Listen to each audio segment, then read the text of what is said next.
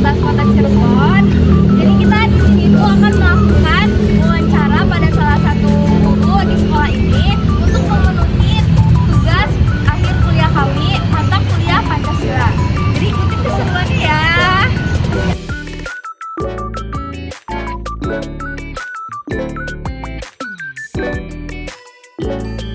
Baik, jadi di sini kami akan melakukan wawancara mengenai sila kelima dari Pancasila yang berbunyi keadilan sosial bagi seluruh rakyat Indonesia dengan salah satu guru dari SMP Negeri 11 Cirebon. Nama Ibu Elisa Nugraha, kebetulan Ibu mengajar di SMP 11 dari tahun 2005. Kalau mulai mengajar dari swasta sih dari tahun 97.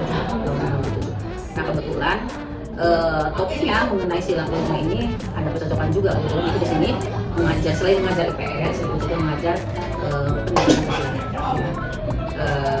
kebetulan selain itu Ibu juga menjabat sebagai Wakasih Humas di SMP 11. Untuk pertanyaan yang pertama, apakah sekolah memiliki program atau kegiatan yang mendukung keadilan sosial seperti bantuan kepada siswa yang sebagainya?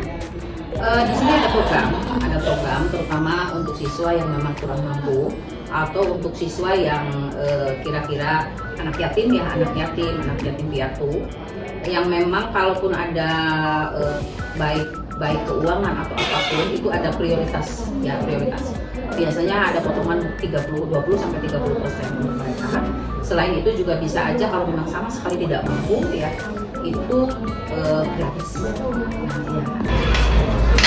Bagaimana sih Bu sekolah ini mengatasi kesenjangan sosial di antara siswa yang berada di daerah yang kurang mampu? Nah, kesenjangan sosial itu kita berusaha untuk bersikap adil ya, sesuai dengan sila kelima itu. Jadi kita tidak pernah menilai dari satu sisi kesenjangan. Makanya yang Ibu tadi katakan ya bahwa seorang guru tuh harus adil dalam arti nilai itu sesuai dengan kenyataannya, tapi tidak memandang masalah kesenjangan. Kan kalau kita mau ngasih nilai nih di rapot, tidak pernah nanya dulu, putranya siapa, kerjanya di mana, rekannya di mana gitu ya, kan nggak pernah. Tapi absen, tugas, dari asesmen sumatif atau penilaian harian, penilaian blok kan gitu, dari karakter, ini 5 aja udah terpenuhi gitu. Satu harusnya jangan 80, 79 aja soalnya kondisinya begitu kan, nggak bisa juga ya. Kalau seperti itu nggak bisa seorang guru seperti itu terkuat tuh. Ini mau ngikut, kalau kita ini ngikut gitu, nah ini penggerak kelas ya. Guru dalam mendukung penerapan keadilan sosial di lingkungan kelas. Sikap guru dalam menerapkan keadilan sosial ya di lingkungan sekolah yang lagi objektif. Penilaiannya harus objektif. Bagaimana kita menilai anak itu pertama objektif. Bagaimana memotivasi siswa itu supaya semangat belajar. Terangkanlah hargai temanmu itu dari mulai hari ini. Karena itu bercerita bahwa kesuksesan seorang kan bukan terukur dari sekarang nih, ya. Tapi beberapa tahun ke depan, belas tahun ke depan itu akan kelihatan gitu ya. Apapun itu kan kita tidak tahu orang itu akan menjadi apa. Makanya kita menghargai ya, teman. Tadi kan Ibu tuh udah bilang mungkin kalau dari guru tuh sangat menghargai perbedaan dari anaknya Ibu. Tapi mungkin aku mau nanya tuh kayak bagaimana cara sekolah itu mendidik siswanya yang agar dia tuh menerima perbedaan-perbedaan dari teman-temannya dan biar mereka tuh saling peduli gitu Ibu. Nah, makanya tadi diinginkan bahwa kepedulian itu berasal bagaimana kita menggerakkan. 3 kata ajaib itu tadi, tolong, maafkan, terima kasih, coba kita terapkan dan kita juga memberikan contoh itu.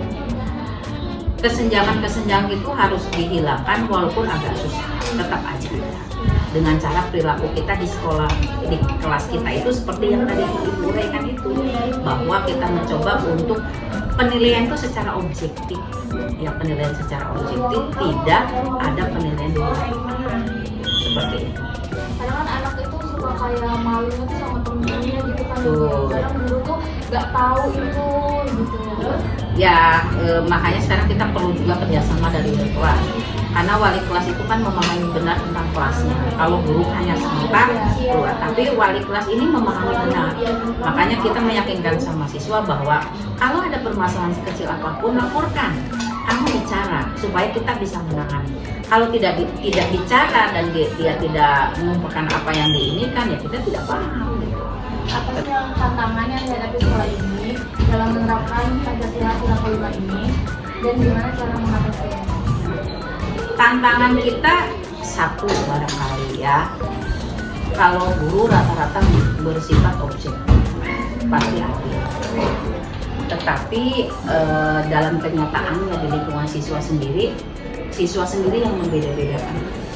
Ya, bagaimana caranya kita siswa itu tantangannya supaya dia tadi PD-nya atau apanya ada, ya salah satunya tadi motivasi kita gitu ya, dan lain-lain supaya anak itu tidak merasa bahwa dia punya kekurangan. Ya. Juara! Terima kasih banyak.